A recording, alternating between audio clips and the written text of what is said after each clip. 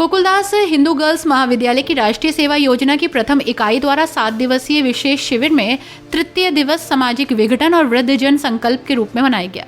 कार्यक्रम का प्रारंभ प्रतिदिन की भांति प्रार्थना, लक्ष्य, गीत और योगाभ्यास से हुआ।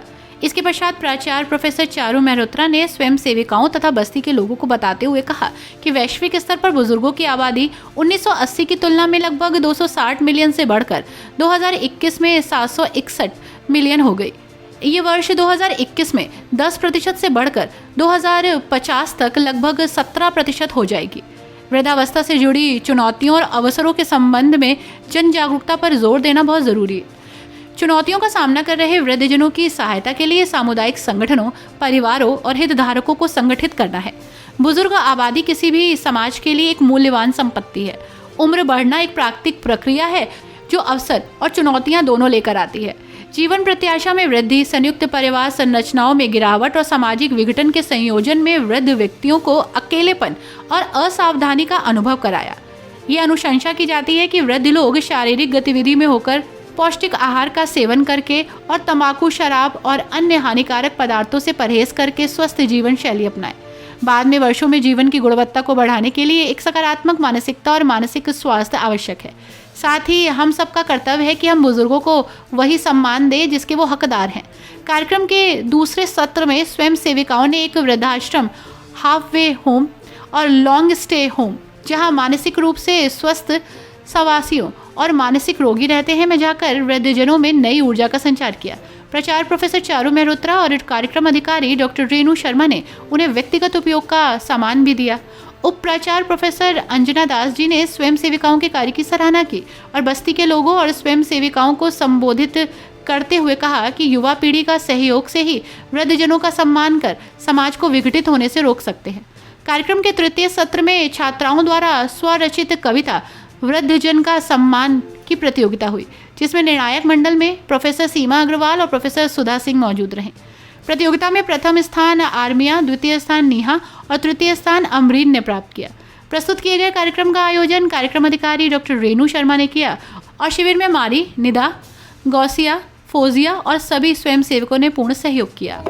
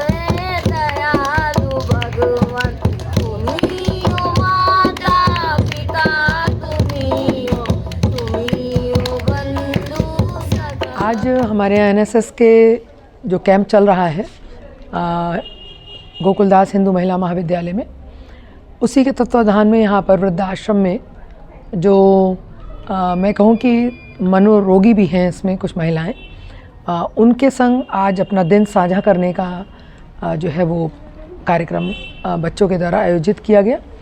और इसमें क्योंकि ये मानसिक रूप से मंदित भी हैं और अपने घर परिवार से दूर हैं, और ऐसे में उन लोगों के संग बच्चों को लाना और उनके संग इनको मिलवाना ये समाज के लिए भी और इन लोगों के लिए भी बहुत लाभप्रद है, जिससे ये जान सके कि हमारे समाज का एक तबका कैसा है और कैसा लगता है कि जब इन्हें अपने घर परिवार की सबसे ज़्यादा ज़रूरत है, उस समय ये उनके पास ना होकर ऐसी जगह पर जो इनके रिश्तेदार भी नहीं हैं, जिनसे इनका कोई नाता नहीं है, लेकिन वो इनकी देखभाल कर रहे हैं, जबकि ऐसे समय में उनके परिवार वालों को उनकी देखभाल करनी चाहिए। मैं धन्यवाद देती हूँ इस संस्था का जो इनकी इतनी देखभाल कर रहा है और इन्हें इतनी अच्छी तरह पोषित कर रहे हैं कि आज इन लोगों ने भजन गाए बच्चों के संग मिलकर, और भी कार्यक्रम छोटे मोटे थे उनको इन्होंने उसमें सहभागिता दी।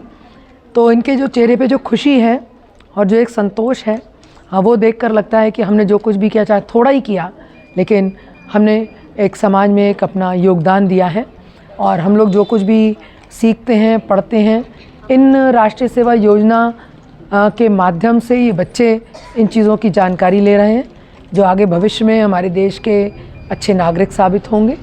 और इस तरह के कार्यक्रम जो हैं वो बच्चों के अंदर एक सूझबूझ और एक संस्कार, जिनके बारे में हम बार बार सनातन संस्कार की बात करते हैं, वो संस्कार यही हैं जो महाविद्यालय के द्वारा इन बच्चियों को दिए जा रहे हैं।